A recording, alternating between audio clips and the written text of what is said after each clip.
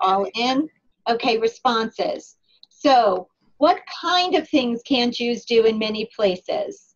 So 80% of you saw go to the movies. That was a big controversy we looked at last week. Protests by Haredi Jews to make sure movie theaters are closed in Yerushalayim, and protests on the part of other Jews who want options and non-Jews to make sure movie theaters are open. And just to tell you, there is now, of our two major multiplexes, one is open on Shabbat in Jerusalem.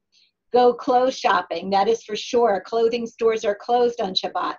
Go out to lunch, restaurants are closed on Shabbat, with very few exceptions. And travel by public transportation. Traditionally, public transportation has been closed on Shabbat.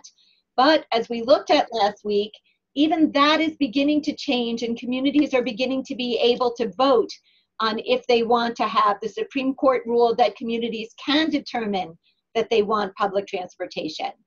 Okay, this was a much more interesting question to me. What do you think about the government telling Jews how to observe Shabbat?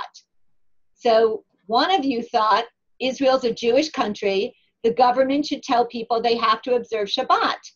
And that is a thing, meaning there are many people who feel like even if they personally don't observe Shabbat, that in the Jewish country, Shabbat should be observed. People shouldn't have to go to work on Shabbat.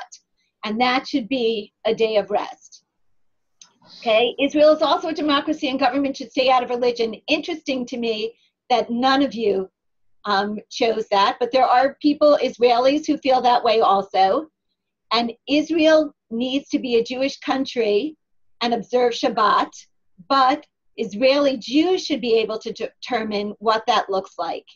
And that seems to be, although that is not fully the situation in Israel today, but that seems to be more of a direction or more of an option. It's not 20% and 80% in our country, it's probably flipped.